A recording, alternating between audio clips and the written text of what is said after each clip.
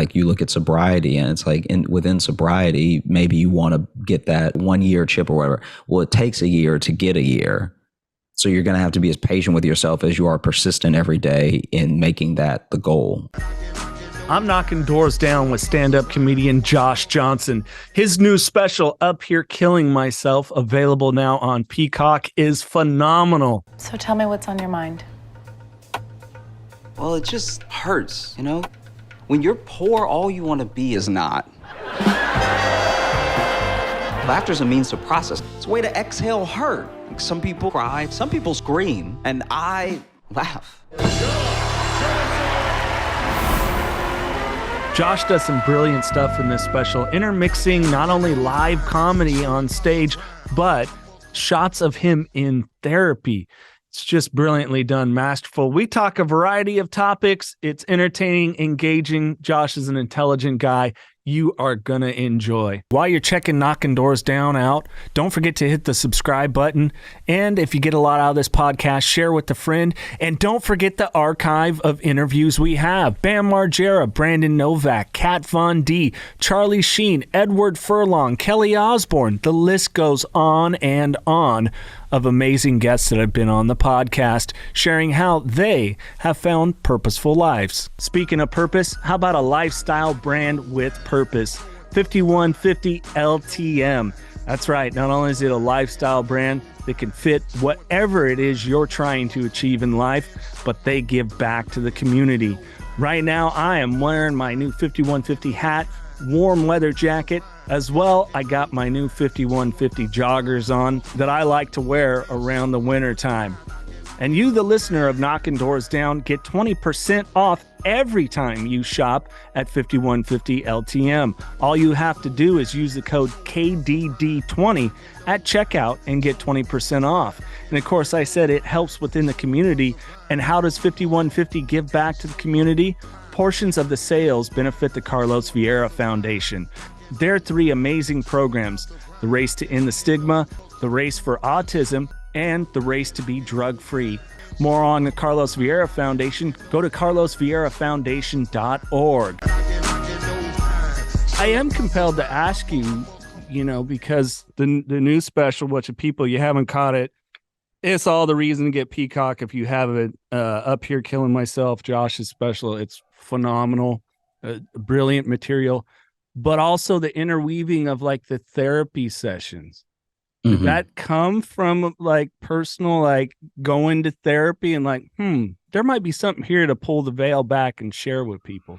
Yeah, because that's actually why you see the framework that you see in the special, is that it starts out with me in therapy and not really knowing how I feel about something, to ending with me on stage talking about it, not only knowing how I feel, but like able to share it with people, like give it away in a sense.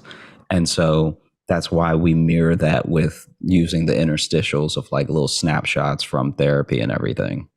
What was the inspiration behind that? Was it an aha moment for you, or did you just see other stuff that kind of inspired?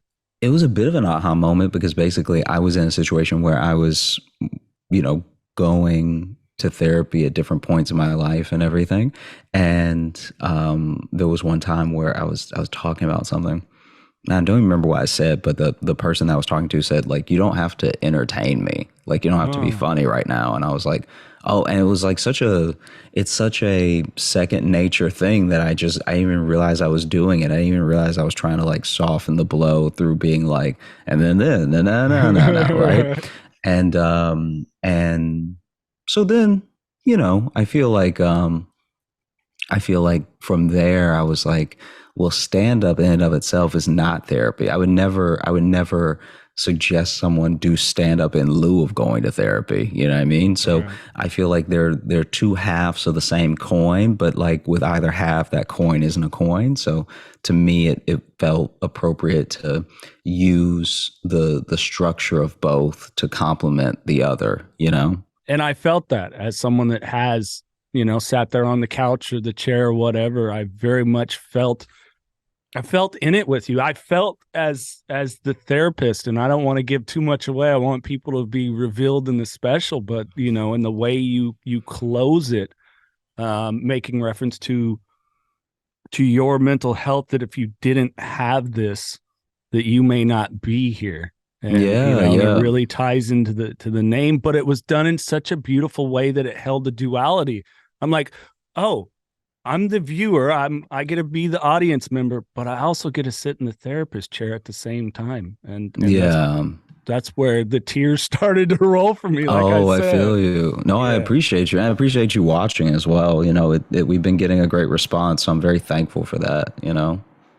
Yeah, it's brilliant work. You do make some references though with childhood stuff, and so it made me very curious about little Josh growing Hmm. up. Like, as a guy that did acting and wanted to do stand up, but never had enough belief in what sat up here. I'm just really compelled to find out how you got to doing what you do. I mean, I think that comedy was definitely this outlet because I did not have the best way of communicating when I was younger. I don't think when I was talking to people that I was always giving off either confidence or like a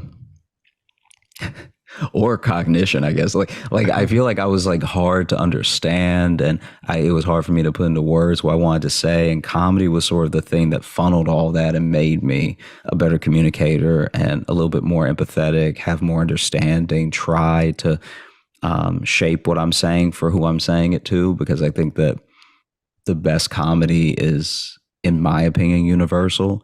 And so I still appreciate and respect when people want to speak to specifically who they're speaking to. But I think that there's a real power in making something relatable to everyone involved, even if they are never going to experience it or haven't experienced it.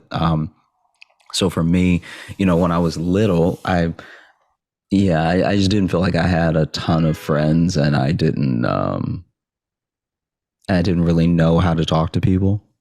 And I may still not know how to talk to people, but at least now they're like enjoying me not knowing how to talk to them.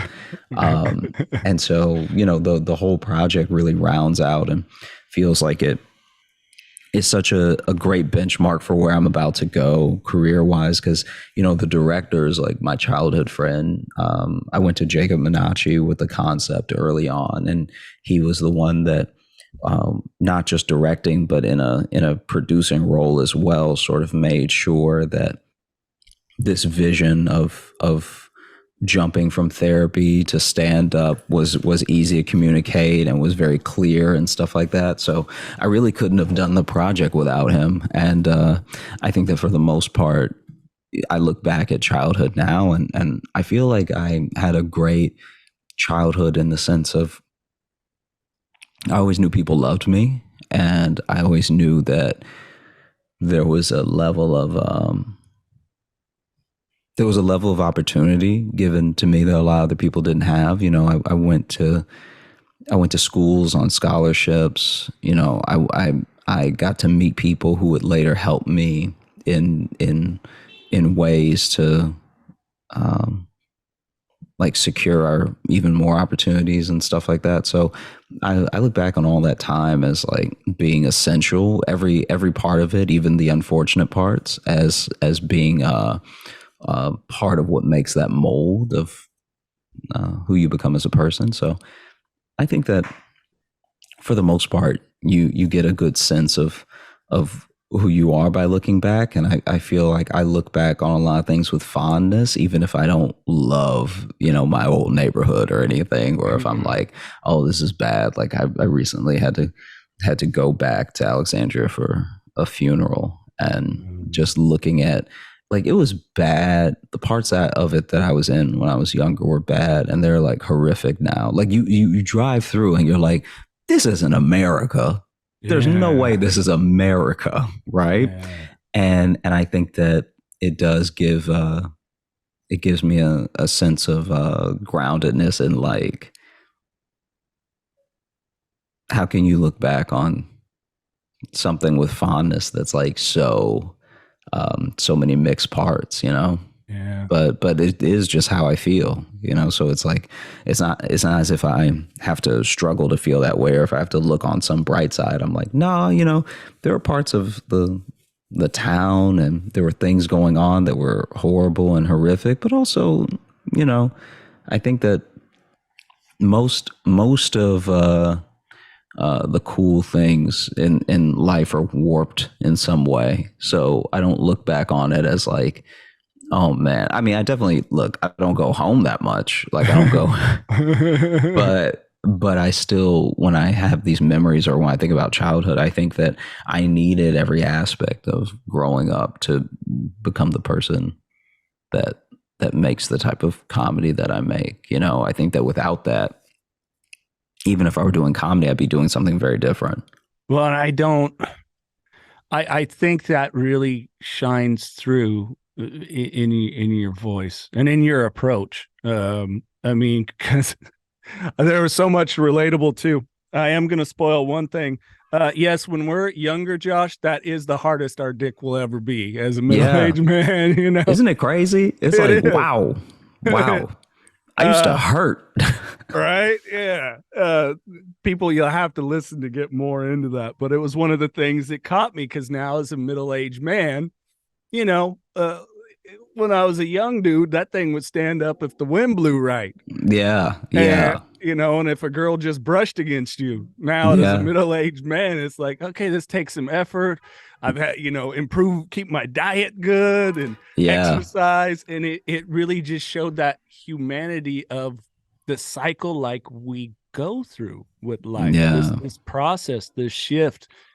And it made me reflect on my mature, you know, as much as you can call me mature. I mean, I stunted my growth with alcohol for about 15 years. So, uh, but really in a committed relationship now to look at sexuality different. It was Hmm. a brilliant way of putting this reality out there of life. It gave me reflection upon myself.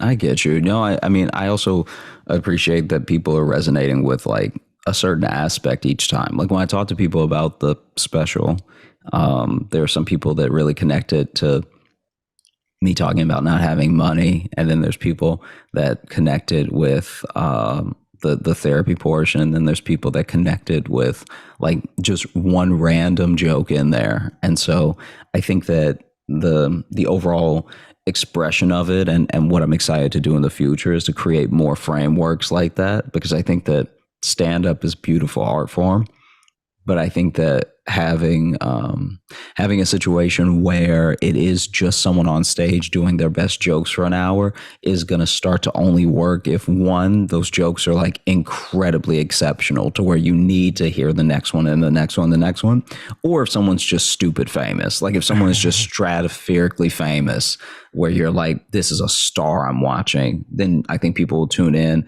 and you could just talk for an hour and it's fine. But I think that in order to move the overall art form forward, there are going to need to be these frames that people see their hour in or their message in. And I think that playing with themes and just motifs and stuff like that is going to become the next way to cut through, because there is more stand up than ever, which is both a beautiful thing and a terrifying thing as a comic, because sure, now you have more access than you've ever had before to reach audience, to make fans, to speak to people, but you also have more competition than ever before. So whereas in the 90s, it's like, okay, if you couldn't get on Johnny Carson and you couldn't get on Letterman, then like you're gonna have a tough time kickstarting your career. Now it's more like, okay, well, let's say you have 250,000 followers. That's a good start. It's like, wow, start. Just Yeah. like back in the 90s is like, wow, you did Carson and that's the start. Like there, a career is sort of never ending in a sense, but it can be daunting to be engaged with it in a way where everything is not the last thing that you'll have to do. And I think some people welcome that and some people are really terrified by it. But I think that frameworks and being able to speak to people in a way that's very specific is going to be a real way to stand out as we go forward. Yeah, I've personally, as a fan of comedy, and it was not one of those kind of escapisms, you know, growing up in a home of addiction as well. You know, I had parents of the late 70s and 80s, man. They just let us look at whatever shit we wanted to, I guess. Yeah, But you know, Richard Pryor was there. Eddie Murphy was there. Andrew Dice Clay, George Carlin, who for me is hard to beat on any given day. So many of those guys. Was these different. Paula Poundstone, still probably my favorite female comedian. I think she's just brilliant. They just had these ways of. It's like sharing yourself, but yet learning how to amplify it in a really interesting way. And I pulled from that with you. There was some stuff where it was like, man, Josh is just telling it like he sees it right here.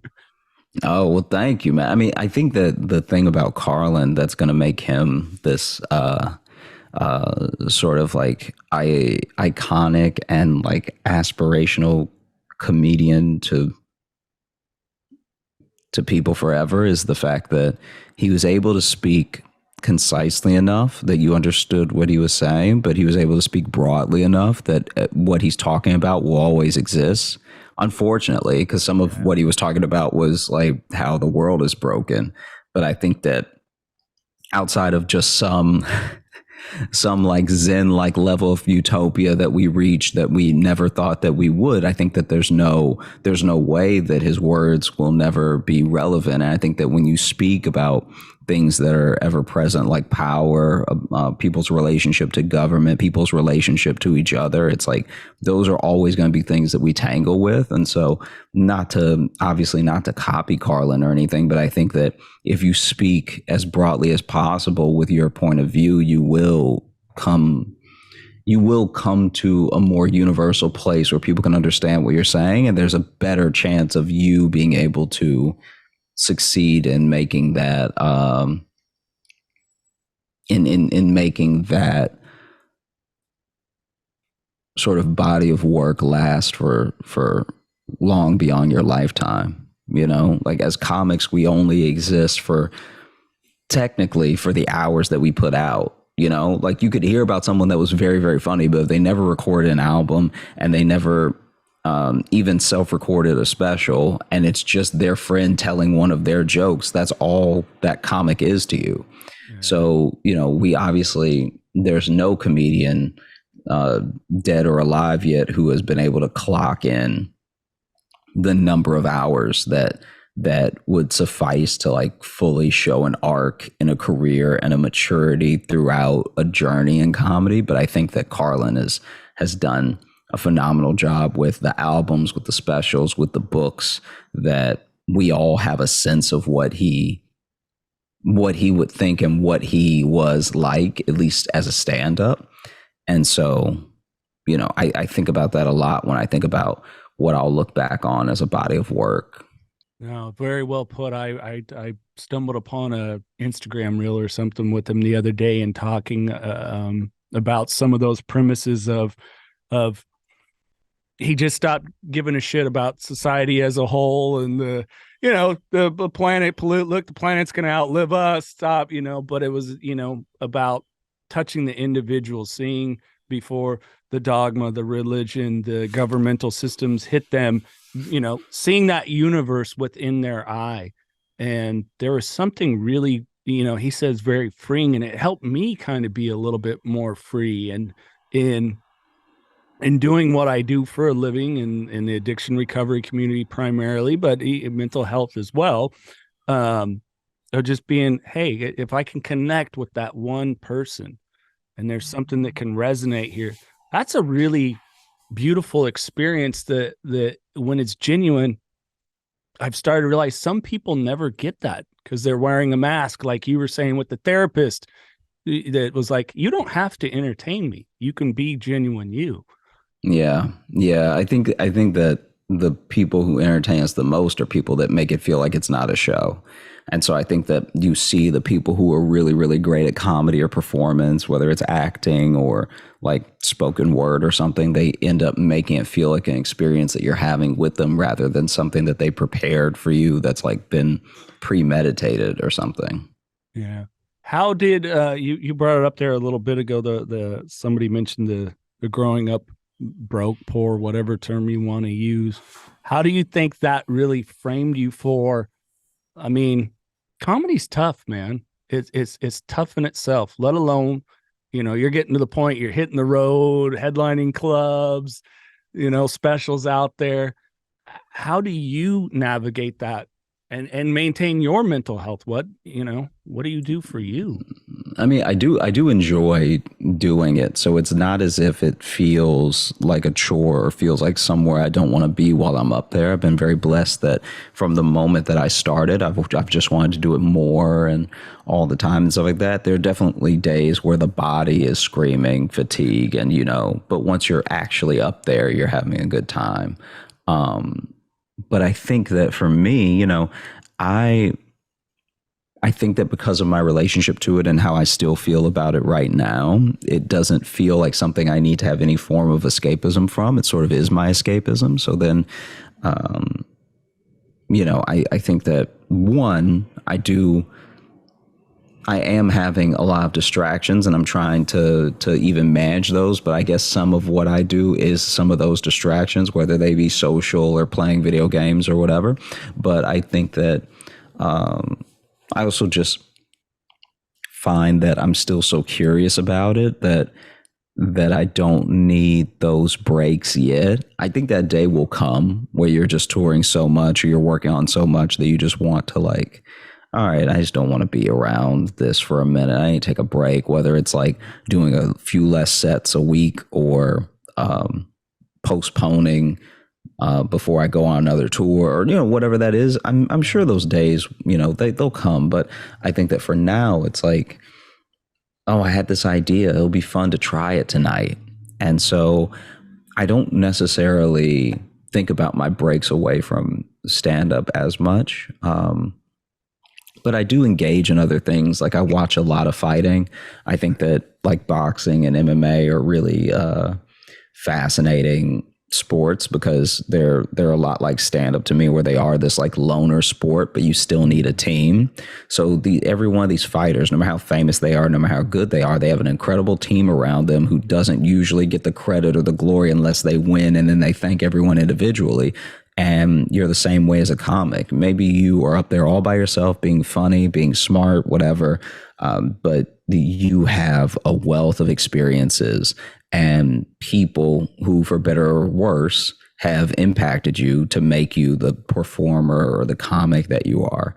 And so I watch a lot of fights, and I also look at it as something that I would never want to do, but I'm very appreciative of the effort that those people are putting in. I really respect everybody who's ever entered a sanctioned bout. It's just like, wow, that's terrifying. But also, you're building up a skill to put the skill to the test, and in a much safer way. You're doing the same thing when you perform. Is that, yes, you've worked on these skills. Maybe you've worked for hours on an impression of a person just to do it for 2 minutes in one joke, and no one's going to know how long it took you to get this person down, right?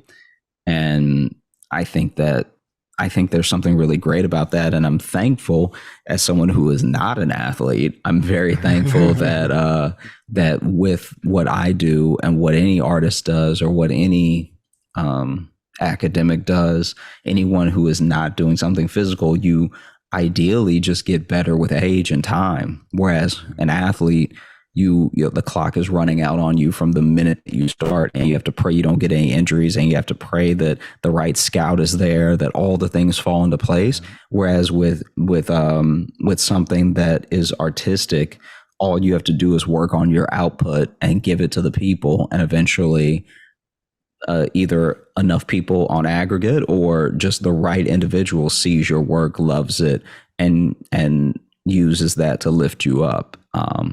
So I'm very fortunate that I have the path that I have, and I'm very thankful. And so I engage in things that hopefully continue to make me thankful. How growing up, there's a lot of people that listen to this that through their struggles, be it mental health and or addiction, reached out about money struggles and things like that. And I went through my own, when I started my recovery journey, divorce and everything, all the shit that can dilapidate your income. How with you growing up, in a lower economical class status, whatever it is. Now, when you're doing this, how do you really keep? I don't know. Some people can go one way or the other. Like, I'm starting to get money and blow it all, or really get a path of understanding that, hey, things can come at certain times, because you've got a really level head about you. I got to ask too about the never having a drink or drug a little bit later on, but I want to kind of share your perspective. I think that for the most part, one of the things is that it's not going to usually feel good to make a good decision. And I think that that's something that doesn't get drilled into enough people when you're young or when you're struggling with something. You doing the right thing doesn't really feel like anything. You doing something wrong probably feels good short term and then feels bad long term or whatever. But you doing the right thing, you being like, all right, look, here's how much I have in my account. I'm not going to take an Uber. I'm just going to take the bus home, and it's going to take longer and it's going to be annoying. And maybe the bus is going to be late, but like, I'm gonna go ahead and save this $25 and I'm not going to take an Uber home, because if I was in the Uber, all I'd be doing is playing on my phone anyways. I can play on my phone on the bus, right? That thing, decisions like that over time build you up to a better place than you were previously. And that's also considering that a lot of things in life need to go right. So then you have to make sure that at the very least, you're doing everything you can do, because the world is not fair at all. Especially when it comes to finances, the deck, even in America, richest country, blah, blah, blah, the deck is stacked against you, whether you are Black, white, Latin, anybody, Asian, anybody. The deck is stacked against you because we live in a system now where even the things that are meant to uplift or help you or shouldn't even be checking for you. Like, there's just this thing now that they've talked about for the first time in a while, where the IRS pretty much admitted that they go after lower incomes more than higher incomes, because higher incomes usually have lawyers that are going to make the audit take forever, to where they end up spending the type of manpower where even when they get the money, they don't get as much as they spend in the manpower. Whereas if you make $20,000 a year, you're not fighting anything. You're just going to pay up slowly, right? Even that, it's like the thing that should literally be there to be taking the fair tax away from the people who owe it, is still would rather bear down on people who are probably doing what they're supposed to do, by the way. Yeah. And it's easier, right? It's easier to mess with you when you don't have money. It's easier to take advantage of you when you don't have money. You'll see these people. Hey, anybody who scams rich people goes down. Yeah. All right. Anybody, every time. There have yet to be people who have so perfectly scammed a bunch of rich people the way you can scam a bunch of poor people and get away with it, right? So I said all that to say that, like, when you are disadvantaged in any way, it's not fair. It's not the way the world should be. But the truth of the matter is that you're going to have to almost be absolutely perfect in everything that you do. Can't be getting arrested.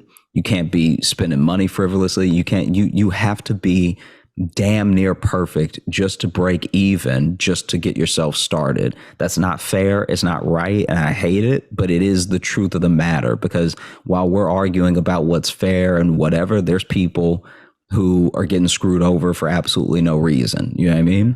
So it's like, I think that with money, I had to accept two things. I had to accept that it will never feel like enough. Because if you've ever worried about money, there's no amount of money that can take away the complete worry of money. So I've had to settle with myself that, like, even if I were making a 7-figure income, and I'd still find a way in the deep, dark back of my mind to be like, I should be working a little harder just to, just save up a little bit more, just get a little nest egg, go, whatever. Even when it doesn't make sense anymore, and Chris Rock has talked about that as well. Like, millionaire, and you're still kind of like, yeah, but it could all go away, so I should keep grinding, keep whatever, right? The second thing that I had to accept is that my level of success, my level of popularity, or whatever those things are, for any artist, for any creative, they are not completely and totally up to you. I'm the only thing that is up to me is what I create. So if I make 7 specials in the next 7 years and they all get different levels of acclaim, that acclaim is not up to me. They did this study. I can't remember what it's called, but they basically created these scenarios for 2 groups of people that were like deeply unfair, right? So they had everyone in a room take a test, and it was like 32 people, and the 2 groups were 16 and 16, and they had everyone who took the test turned it in, and then by group, which the participants didn't know, but the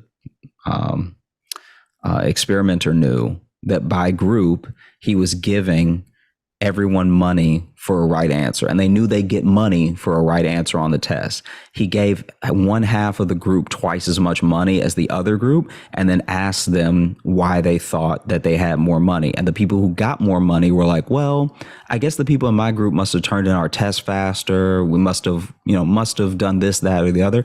Everyone who got more tried to come up with a reason that they got more. Right. The people who didn't get more just called it out for being unfair.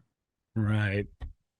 And that's the way that the world is, in a sense. When you're getting screwed, you can just see that the world is screwing you. But when you're getting stuff and maybe you haven't earned it, or maybe it did just fall into your lap or whatever, that's where people start to drink their own Kool-Aid and think, I must be so brilliant, I must be unstoppable, I must. And I think that is the way in which people go left.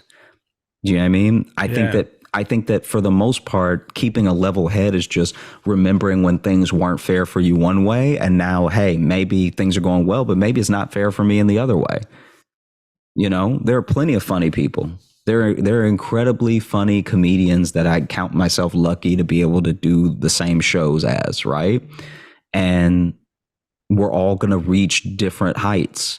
And some of that is going to be from hard work. Some of that's going to be through talent. And then some of that's going to be random. Some of that's going to be just like, no, people just like him, Yeah. No, that's thank you for sharing. That's incredibly thought-provoking. I see that struggle a lot with people. So for like when I work with newcomers, Josh, that come into like, AA, ego is still so prevalent, because, it's one of we have all these little sayings and isms in recovery. If you don't have any friends that have gone or are in recovery, but like, no outside solutions to inside problems and all these things. And a lot of it has to do with that ego check, because, I spoke to this high school a couple days ago prior to us recording. And, I was talking on that topic with them of ego. And then I just blurted out, life is meaningless. And this one girl, wait, what do you mean by that? I'm like, well, everything is the value we put on it, the story we relate to it. I had some childhood traumas. I reframed the value on those things, literally to the point of, those don't say anything about me. They say something about those people that when I was a child, I was a victim. As an adult, I'm not. I got the power of choice. I got the power to make my decisions. And like you said, some of them are freaking painful, and that's okay. That's okay. Yeah, and I think that like the thing about ego that I think a lot of people miss is that the same way we're more attuned to and used to the type of ego that says I'm the biggest and baddest in the room, I'm the best. It also takes a lot of ego to say I'm the worst. I'm the worst person that's ever lived. I'm so mean. No one's ever been as bad as me. I'm the baddest person that's ever lived, and I'm so not worthy of love. I'm the most unlovable person ever. It's like you're still working in this superlative that singles you out from the whole of humanity. And it takes a lot of ego to think that you're the worst person who's done the worst things and is the most unlovable. It's like both of those things are equally untrue, that you're the best person that's ever lived and that you're the worst person there could be. But but some people, and I was stuck in it because it wasn't a drinking problem. It was a thinking problem. I had to, my whole identity was wrapped up in that story I created for myself. And I'm sure you see it with people, having been around entertainment myself, primarily music for over 20 years, I mean, saw it so often, so often. Yeah, yeah. I mean, it's the same thing that creates destroys in that way of mindset, where you do see incredibly successful people that have the mindset of like, no, I have to be. I mean, I think that once again, to go back to fighting, it's like, yeah, I would hope you think you're the best fighter to get in there and fight someone. I would hope that you're almost operating on a level of delusion, or else you're just signing up to get beat up. You know what I mean? Yeah. Now, both of them are going to say, you watch any pre-fight press conference, both of them are going to say, I'm going to whoop him. Y'all won't recognize him. I'm going to rearrange his face, whatever, right? And then one of them happens to be right. But they still both need to believe that going in. And that's that the power of self-belief will control how you control your life. But it can't, it can't make things true that simply aren't. Right. It just is a very powerful tool that really, I look at it as something that I'm still trying to control in myself of if I'm being reasonable, and I've kind of given up on trying to be objective. I think that's like a false narrative that a person can be objective about themselves. It's just impossible. But I think that having as much perspective as possible on where I am and where I come from versus where I am now, what I'm doing, is like the thing that helps keep me reasonable. Yeah. Do you think the challenge of an individual being objective with themselves through self-examination is they just know? I mean, there's a concept out there, this thing of soulmates, right? We're going to meet someone, they're going to be our soulmate. And I go, oh, okay, all right. Mm-hmm. I've done a lot of sex and love addiction work, guys. Sorry, no, your only soulmate is that person in the mirror. That's it. No one's going to know you better. Do you think sometimes we don't hold an objectable, a standpoint of being objectable about ourselves because we know we've experienced us? Yeah, I mean, it's the same way that when you start working out and you are going through a change, it's only the people around you that can see it, because you get up with your body every day. So whether you're losing weight or you're building muscle or you're just getting leaner or you're curving out, rounding out your shoulders through exercise, whatever, you see yourself every day. So maybe after 3 months looking in the mirror, you can take stock and be like, wow, I think it's working. I think it's all happening. Like, I think all this hard work is turning into something. Or maybe you think that nothing has happened and it takes a stranger who maybe you don't even know that well being like, wow, have you been working out? Because like last time I saw you, you didn't look like this. I think that works the same way emotionally. I think it is toxic and maybe at best a horrible idea, at worst toxic, to look to other people for all of that feedback that we need within ourselves. But I do think there are some things that only people outwardly can see, because you spend so much time with yourself. You're talking to yourself all day. So you're so used to your sort of think towards yourself that I think that it is very difficult to reach some level of objectivity with how you see yourself. That's why I think it's impossible. I think that even the best attempts at objectivity and not taking into account any sort of preconceived notions about something or any history you have with something is when you do not know two people having a dispute at all, you do not know a conflict at all, and you just get to look at the facts and unemotionally, analyze them and give your opinion. It's impossible to do that with yourself. Yeah. You have a very, very vested interest in your success or your failure. Yeah. And if those things come or go, you're going to try to make sense of it. That's what our brain does, whether it's a defense mechanism or whether it's just a reflex. Your brain tries to make sense of everything in real time. There's no way I'm going to be objective about myself, my career, my success. Things are going to come and go, and I have to take them as they are. I'm definitely going to have my feelings about them. I don't want to make it sound like I've reached some level of zen where I don't feel anything. It's like, no, I get disappointed. I get excited. All the stuff still happens, but I know that anything that's meant for me is meant for me, and nobody can take it away. The same way that things that are not meant for me, I can't pull away from anyone. you know? Well, and I think, thank you for sharing that. I think that holds a lot too. I've got two teenagers and trying to explain to them, sure, things are cool, but experiences will never be taken from you. Mm-hmm. No one can take that. Yeah. Know? Yeah, absolutely. And so it's, hey, go into this thing with a positive outlook. But of course, it's that I always butcher the French, la pièce de résistance, right? The path of least resistance. So, Yeah, yeah.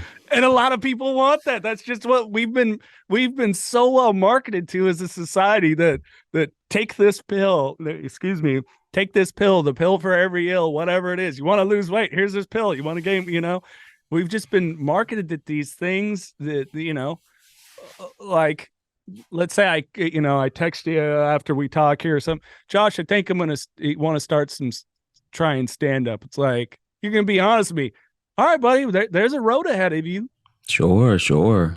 And probably a continuous one. I mean, we're not seeing, I don't know, Lewis Black is what, damn near in his 70s. He's still out there on the road. He's still doing his thing. It's so I think a lot of people, it's a lot of that finish line mentality, and it's just not that way. And it's also not that way if you love something, you don't get married so that one of you can hurry up and die. Right. Do you know what I mean? Like you get married to be with a person. And so I think that everything that you pointed to is not just like a marketing thing. It's not just a cultural thing. It's also biological. Like, we have so many protections built up in our brains. Our brains don't know what year it is. So our brains still think that we're a version of caveman out there that needs to be protected. That's why we protect ourselves emotionally. That's why that's why it's hard to build a good new habit of like going to the gym or whatever. It's like, those things are difficult, and your body, even your mind, are trying to protect you from difficult things, not because it wants you to be lazy or it wants you to not feel accomplishment. It's because the road to getting anything worthwhile is a bit painful. So you're going to build up those defense mechanisms, and they kick in right like reflexes, because your body and your mind are trying to protect you from something, and they don't know that they're in protecting you. They are actually hurting you in the long term, because if you've been someone who never really accomplished anything in life, and you're just sort of sitting on the couch, or you give in to every impulse or something, that all feels good. It all feels like, we cannot lie to people and say that sort of thing does not feel good in the short term. But looking back at your life, or looking at where you are in life from those decisions, is never a good feeling, and it leads to more depression or more problems than it solved in the short term. So there's a lot of things that you're fighting on the way to a sort of self-actualization, on the way to be the person that you are. Yeah. And it's that reward system. I mean, you nail it, and it's like, when I got to my heaviest of drinking, somewhere between a 20 and 30 pack a night, my reward system got further and further out there. Yeah. And I was not a person that could endure the, I wanted the reward on the front end, the consequences on the back end, as opposed to, how you're talking. And I've been acclimating my life the last couple of years that, hey, some of this shit, it's going to take you a while. Keep going, before those rewards start to come. And they're a different type of feeling reward, as opposed to pleasure. It's replaced with joy. Yeah. I mean, I think that's why you see even the strongest, most savage dudes on the planet cry when they win a title, is because it's like, well, it's a decades-long dream. It took injuries, surgery, recovery, hard work, getting beat up, maybe losing some, maybe you win a couple, but then things don't work with the promotion. They're not being fair towards you. You finally get there. It's like, hey, I'd be bawling. This is a thing that you don't even know if it can happen. It takes an incredible amount of self-belief, to the point of delusion almost. And it takes enough work to back up that self-belief to where it's actual self-belief and not just cockiness or arrogance or something.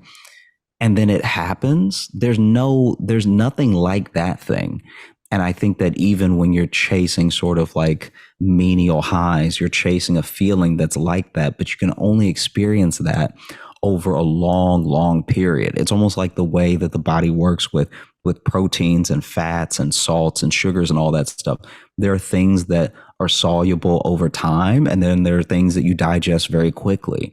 The things that you digest very slowly will never work like the things you digest quickly, and vice versa. So when you look at life and you look at your experiences that lead to goal getting, essentially, like that sort of line that you're talking about, that threshold you were talking about, yes, there are shortcuts. Those shortcuts will never feel the same, you know, as that long drawn out thing, because, you know, some stars really have to align for you to get the big things that you want in life, even if they don't seem big to other people. I know people who all they wanted to do was start like a textile business. And it's like, that is so specific that I think your dream is attainable. Like I don't know anything about it, but from what I hear, it's not as if people are clamoring to own a textile shop the way that they are clamoring to be influencers. Right. So already, yes, your level of competition may be lower, your level of success potentially may be higher, but you still have to get there over time, you know? Again, I think it's back to the path of least resistance, right? The influencer. That's easy. Well, for a lot of them, no, it's not. Yeah, you know? Exactly. Takes a little more than just being pretty or handsome for the vast majority, and the good ones, the ones that last. But no, it's funny you brought up fighting, because I had Terrence T-Rex McKinney on. Oh yeah, shared some parallels, and in this studio, Chuck Liddell. That was really cool. Wow, talking with him. Oh, dude, I gotta tell you that. So I'm 6'3", I'm about 185. I'm not a small guy.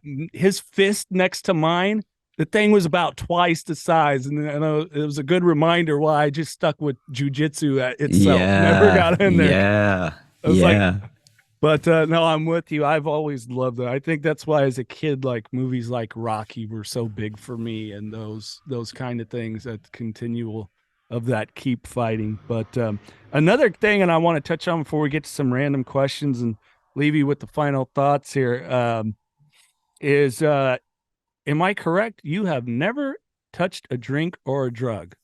Yeah. Was it life growing up where you did the stuff you saw that it stuck enough, or is it just because one of my best friends, he is the same way. My dad asked him, you know, hey, Steve, you never drank? He goes, no. And I'm almost 44, 45 now. What's the point of starting now? You know? Yeah, I think that for the most part, it was, I didn't see anyone's best self. And that's not to say that there aren't things like, you know, people experiment with ayahuasca, or they go on like these sort of mind searching journeys with some drugs, especially ones that are natural. But to me, I just never saw the need. I never saw myself improving because of them. And I was having a fine enough time without them. So I just, it's like, it's not even a judgment, because it's like, it's just as simple as that. It was never like, oh, I'm looking around all these people at this party and blah. It's like, no, I believe you're having a good time. You said you were having a good time. I believe you, but I don't see it for myself, really. Yeah. I commend you for that, because a lot of people, and even myself in reflection with alcohol, was kind of a peer pressure situation, you know. Like I grew up in the home of addiction, so it's kind of like I had enough pre-warning, you know. But anyways, we're not talking about me, because I can get the whole psycho. My dad I was talking with the other day, Josh, and I went, I think I fell into addiction to understand you better. I could see that. Yeah, not growing up, wasn't close. Wasn't until about my mid-20s my dad and I got close, and it's like I have a very strong bond in a way that he can't with anyone else in my family, not my brother, not my mom, nobody else. So it's, yeah. Anyways, thank you for sharing. I was curious about that. The only other comedian that's ever told me that was Dane Cook. So, oh, really? Yeah. But I think it was him growing up in a home. His dad, I believe, was an alcoholic. So I think for him, it was just kind of like, I've seen where this can go. Sure. If you want to follow Josh, check out the special. All the links are in the podcast description. I've been doing a deep dive on a lot of your stuff on YouTube as well. So there's plenty of stuff to see what Josh is doing. Hit his website. If a tour is hitting your city around here, hopefully come out to Central California sometime soon so I can meet you in person and see a set. But I want to jump into some random questions. All right. All right, sounds good. These are just fun bullshit questions. Of course, random questions brought to you by 5150 LTM. Couldn't do the podcast without them. Stranded on a deserted island. You got one movie and one music artist's greatest hits with you. What are they? Oof. Okay. I think one movie. I watched The Gentleman over and over again. I watch that a lot, so I'd say The Gentleman. I know that this answer will change every year, but I would say The Gentleman, and I would say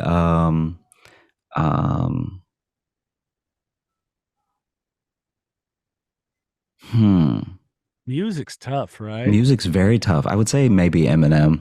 Okay.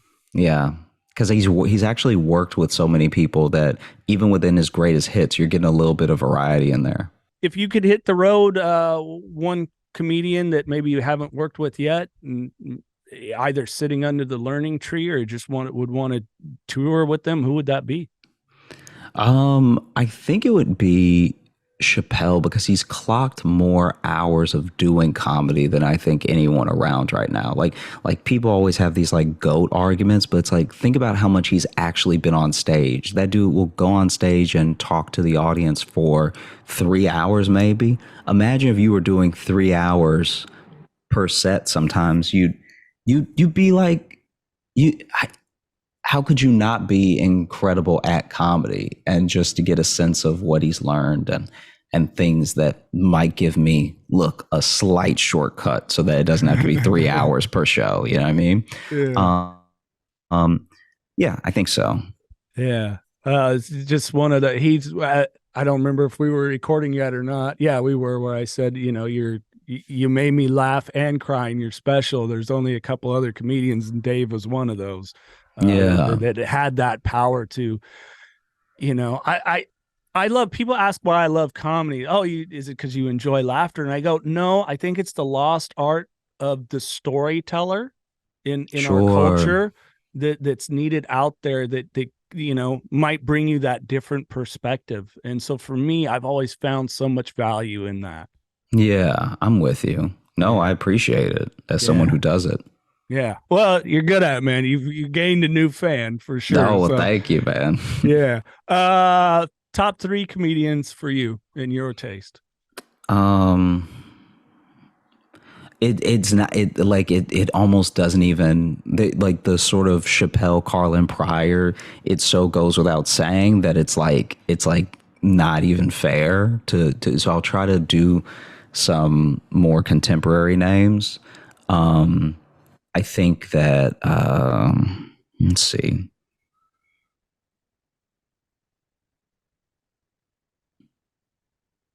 I think that Kevin is, as far as being a comedian and being grounded in both acting and business and all that stuff, I think that Kevin is definitely up there. Kevin Hart. I think. Let's see. I think Sarah Silverman does a lot of incredible work with intention, So I think that counts for a lot. She's not really just like doing jokes to like do jokes and then leave and go back to life. She has a lot of purpose behind what she wants to say. And then